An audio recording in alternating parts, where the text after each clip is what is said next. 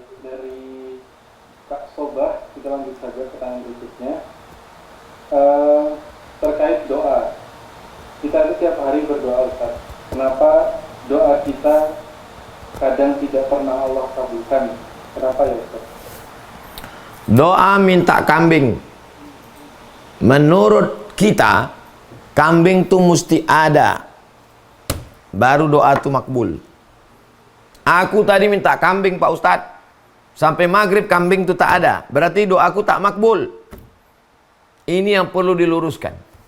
Yang pertama, Allah memberikan seperti yang diminta. Memang betul-betul dapat kambing.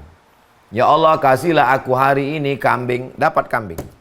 Itu definisi makbul yang pertama. Yang kedua, Allah selamatkan kita dari musibah seharga kambing. Ya Allah, kasihlah aku hari ini kambing. Sampai maghrib tak ada kambing. Mana kambing itu? Berarti doaku tak makbul. Sebenarnya Allah sudah kabulkan doamu. Mana dia?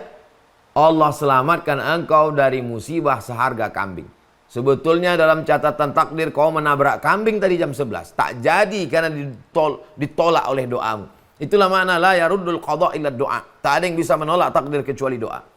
Menurutmu doamu belum makbul, padahal sudah dikabulkan Allah. Diselamatkan Allah engkau dari musibah seharga kambing. 3. Doamu itu minta kambing, ditahan Allah kambing itu. Dikasihnya nanti menurut ilmunya, bukan menurut kemauanmu. Seperti anak umur 5 tahun minta pisau. Minta pisau, minta pisau. Kata emaknya nanti kau 15 tahun baru ku kasih pisau. Kalau 5 tahun ini kasih pisau, habis kau potong semua. Urat nadi bapakmu pun kau potong juga. 4. Digenggam Allah nikmat kambing itu supaya kau dapat nikmat lebih besar daripada kambing. Apa nikmat lebih besar? Sabar. Kalau dikasihnya kau kambing, maka nikmatmu cuma dapat 2.700.000 menurut harga Pekanbaru sekarang. Tapi kalau ditahannya dan kau sabar nih harganya lebih dari 2.700.000. Berapa harga sabar? Innama yuwaffas sabiruna ajrahum bighairi hisab. Orang yang sabar balasannya bighairi hisab, unlimited. Apa kata Umar bin Khattab? Aku tidak pernah berhenti berdoa. Kenapa? Karena doa adalah ibadah. Aku tak tahu doaku diterima atau tidak, tapi aku terus berdoa karena doa adalah ibadah. Aku Abdul Somad terus berdoa karena doa adalah ibadah.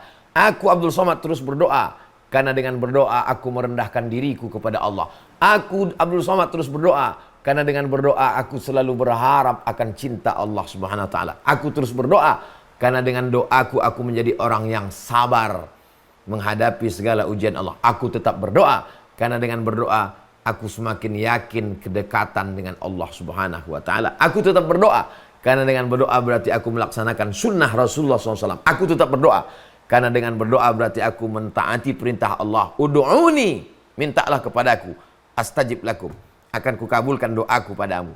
Nabi Ibrahim 86 tahun berdoa, Rabbi habli minas sholihin, Rabbi habli minas sholihin, Rabbi habli minas sholihin. 86 tahun baru lahir anak Ismail. Istrinya diponis mandul, tak punya anak. 13 tahun setelah umur Ismail, umur 99 tahun, dari 86 ke 99, 13 tahun, barulah lahir Ishak, Sarah. Ternyata hamil juga ujungnya Sarah. Tak ada yang sulit bagi Allah. Innama amruhu iza arada syai'an ayyaqula lahu kun fayakun. Demikian Bang Alvin.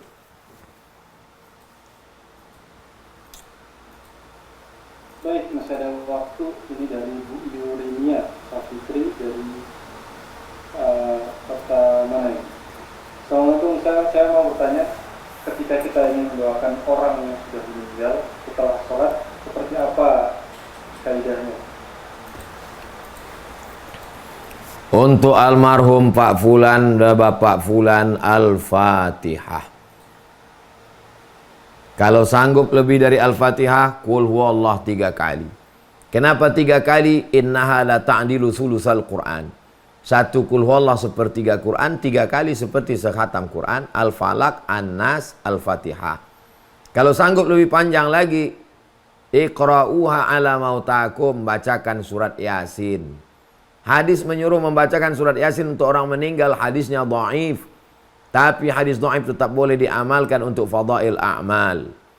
Seafdal-afdalnya menurut Imam Syafi'i, wa qala Syafi'i, Imam Syafi'i berkata, diriwayatkan oleh Imam An-Nawawi dalam kitab Riyadhus Shalihin, wa in khatimul Qur'ana, kalau dikhatamkannya sekhatam Quran 30 juz, kullahu 30 juz full, kana hasanan, the best, mantap, bagus kalau bacakan 30 juz. Tak sanggup 30 juz, Yasin. Tak sanggup Yasin, Fatihah, Qul huwallah 3 kali, Al-Falaq, An-Nas. Tak juga sanggup, Al-Fatihah. Setelah Al-Fatihah, Allahumma firlahu warhamhu wa'afihi wa'afu anhu wa akrim nuzulahu wa wasi' madakhalahu wa asilhu bil ma'i wa salli wal barat wa naqihi minal khataya. Aku tak bisa bahasa Arab Pak Ustaz. Ampunkan dia, rahmati dia, lapangkan kuburnya, berikan dia tempat yang baik, selamatkan dia dari azab, jadikan keluarganya yang ditinggalkan sabar, anak cucunya soleh dan solehah sampai hari kiamat. Jumpakan aku dengan dia di surga Jannatul Firdaus bersama Nabi Muhammad SAW. Demikian Bang Alfi. Baik, alhamdulillah rabbil alamin. Barakallah atas semua pertanyaan yang sudah dijawab.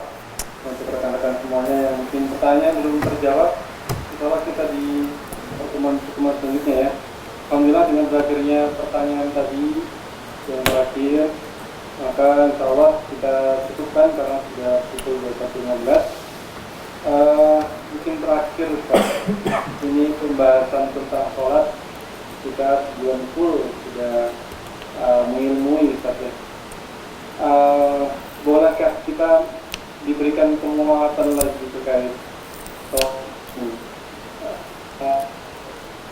Kita kadang harus harus curiga gitu terhadap diri kita. Kita mungkin sudah ribuan ruku, ribuan sujud. Apakah sholat kita itu benar-benar diterima atau enggak? Nah itu kita kadang khawatir di situ Pak. Mengatasi diri kita yang was-was seperti itu, apa kira-kira solusinya Pak? Apakah memang penting banget kita harus belajar secara detail, kemudian memaknai makna-makna bacaannya juga dan lain-lain? Sebelum membahas tentang amal dalam susunan Sahih Bukhari, pertama kitabul iman, iman dulu. Setelah iman, kitabul ilmi, ilmu, baru amal. Iman, amal. Tidak bisa dari iman langsung ke amal. Ilmu dulu. Ilmu takbiratul ihram, ilmu niat, ilmu iftitah, ilmu fatihah, ilmu makharijul huruf, ilmu wakaf, ilmu ayat, ilmu ruku, ilmu i'tidal, ilmu sujud, ilmu duduk antara sujud, ilmu tasyahud, ilmu gerak, ilmu salam, ilmu zikir, ilmu khusyuk. Itu ilmu dulu. Setelah itu jangan angkuh, jangan sombong. Makanya setiap selesai sholat, Rabbana taqabbal minna sholatana wa siyamana wa qiyamana wa ruku'ana wa sujudana wa takhasyu'ana wa ta'abudana. 7. Taqabbal sholatana, sholat kami, wa siyamana, puasa kami, wa qiyamana, qiyamul lail kami, wa ruku'ana, ruku' kami, wa sujudana, sujud kami, wa takhasyu'ana, khusyuk kami, wa ta'abudana, ibadah kami, wa tammim taqsirana, sempurnakan segala kekurangan-kekurangan kami, kurang khusyuk kami, kurang bacaan kami, kurang penghayatan kami. Kami ini penuh dengan kekurangan ya Allah. Karena rasa rendah diri, rendah hati, rendah jiwa, menempelkan kening ke lantai, itulah turun rahmat Allah Subhanahu wa taala. Jangan pernah merasa aku yang paling khusyuk, aku yang paling hebat, aku yang paling tak khusyuk. Karena jamaah ini orangnya rendah hati, boleh jadi aku masuk surga karena doa jamaah ini. Hujan lebat nih boleh jadi berhenti karena ada jamaah yang ikhlas-ikhlas nih yang berdoa. Jumpa anak kecil, kau belum ada dosamu apa-apa, doakan aku Ustaz Somad, doakan juga aku karena kau belum ada dosamu. Jumpa orang tua, doakan saya Ustaz, saya udah tua, doakan juga aku Pak. Aku belum tentu sampai setua Bapak. Amal Bapak udah lebih banyak daripada aku. Nampak orang kafir, boleh jadi orang ini kalau dapat hidayah masuk Islam, bersih sebersih-bersihnya. Aku masih banyak dosa, silap dan salah. Man tawadha'a lillah, siapa yang merendahkan dirinya karena Allah, illa rafa'allah, maka Allah akan mengangkat derajatnya. Demikian Bang Alfi.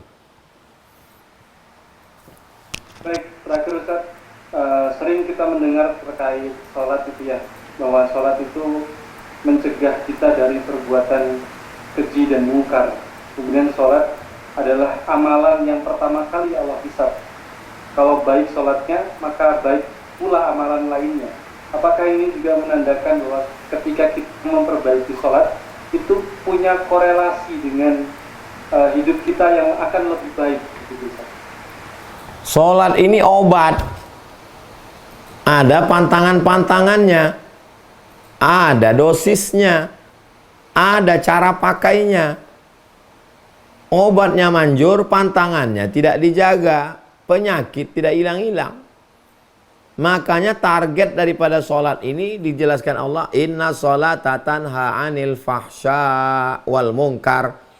Kalau betul obatmu, maka insya Allah keji dan mungkarnya tertahan. Puasa begitu juga, puasa ini obat.